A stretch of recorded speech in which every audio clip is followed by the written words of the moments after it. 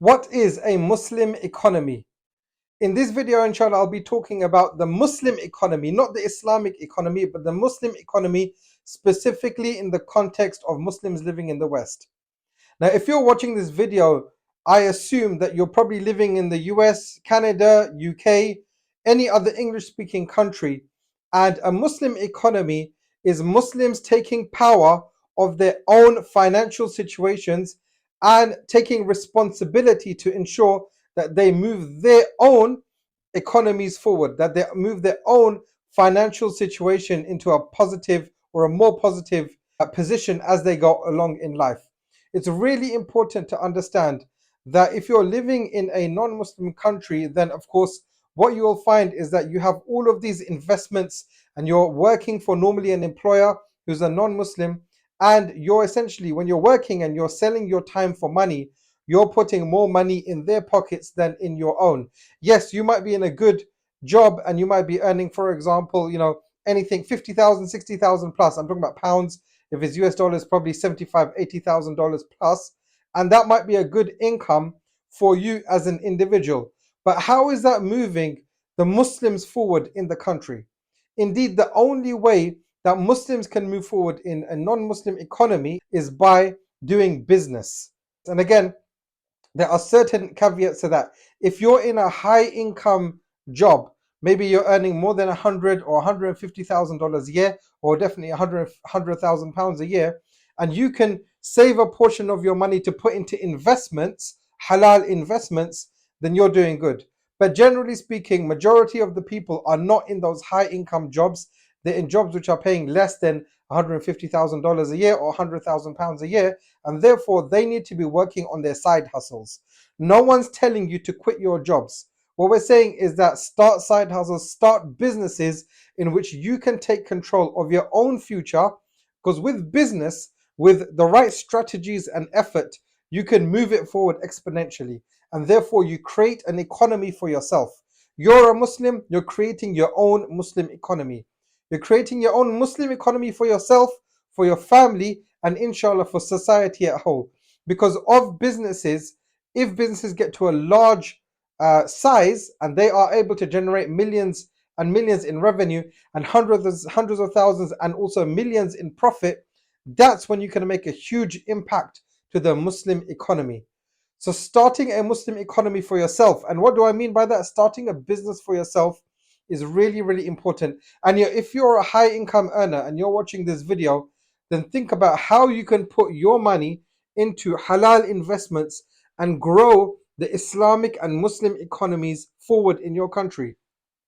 The Sharia finance market, of course, the name of this channel, is a growing industry. I'm not talking about this channel, this business. I'm talking about the market in general. The Sharia compliant, the Sharia finance market is a growing market, and it's only going to go stronger and stronger as the number of Muslims in your country starts to grow. Of course, we know that there are a large number of Muslims, and even though it's a small minority, but the populations are growing because Muslims tend to have more children than their counterparts. So our economies are growing, our population is growing, and therefore our economy needs to grow too. So if you're a business owner, then you need to start thinking about this and taking responsibility for your economy and your society. How can you use your business? How can you use your wealth to move yourself, your family, and also the Muslim societies further? How can you use them to move the Muslim societies in a stronger position? Of course, Islam, Allah subhanahu wa ta'ala has revealed and ordained upon us zakat. But zakat is for a set amount of people who are in difficult situations, and they need to be helped in that. And of course, if you've got a local zakat fund, then you should definitely be donating to that. In the UK, we have the National Zakat Foundation. That is where I give my zakat every single year, without a doubt. Because yes, I've got poor relatives in other countries. However, serving your own community takes priority. Yes, you can give money to your family which may be living abroad, but what about the people? Normally if you're living in the West, these poor people are hidden from sight, because yes, there are some benefit systems that are there to support them from the side of the government, and that's a big blessing. Of course, we thank the local governments, the governments that we're living in, that they have those systems. but we need to take responsibility and we need to move it forward.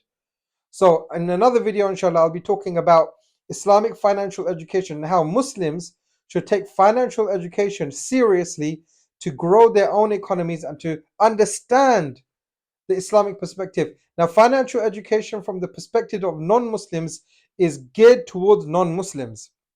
We have our own morals, we have our own ethics, and we have our own principles, and therefore our financial education is slightly different. Yes, there are many things, in majority of it is the same, but there are certain things that we give importance to that they don't, and therefore we need to understand financial education from the perspective of Muslims. And inshallah, I'll be doing a series of videos where it talks about financial education for Muslims and how we need to be thinking about money moving forward.